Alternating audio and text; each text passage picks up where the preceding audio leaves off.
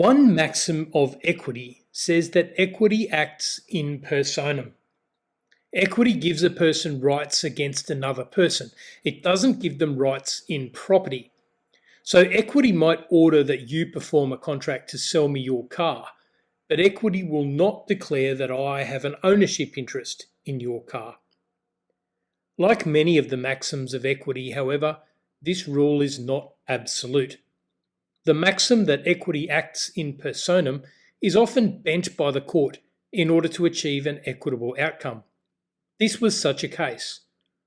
Horton said she had an oral contract with Jones where she agreed to act as his secretary, housekeeper, and nurse without wages for the rest of his life, and he agreed to leave her his entire fortune upon his death. His fortune was complicated. His father had died, but his father's estate, which included real property, was not yet administered. A number of Jones's own children were beneficiaries of the father's estate, but they themselves had died, and Jones, as their next of kin, inherited their shares. However, their estates had not been administered either. The question before the court was whether Horton could enforce the contract with Jones. If the contract was for an interest in land, then it could not be enforced because it needed to be in writing, and it was oral.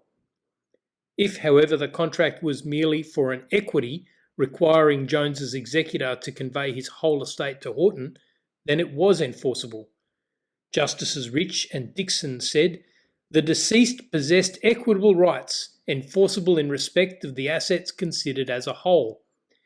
It is true that he had no immediate right to possession or enjoyment, and that his precise rights involved, at any rate prima facie, administration and possibly necessitated conversion and calling in of investments.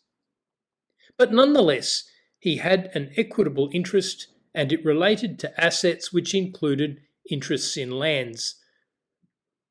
In other words, even though Jones only had equitable rights because the land was never conveyed to him, the nature of those rights was an interest in land and not merely an ability to enforce the behaviour of others.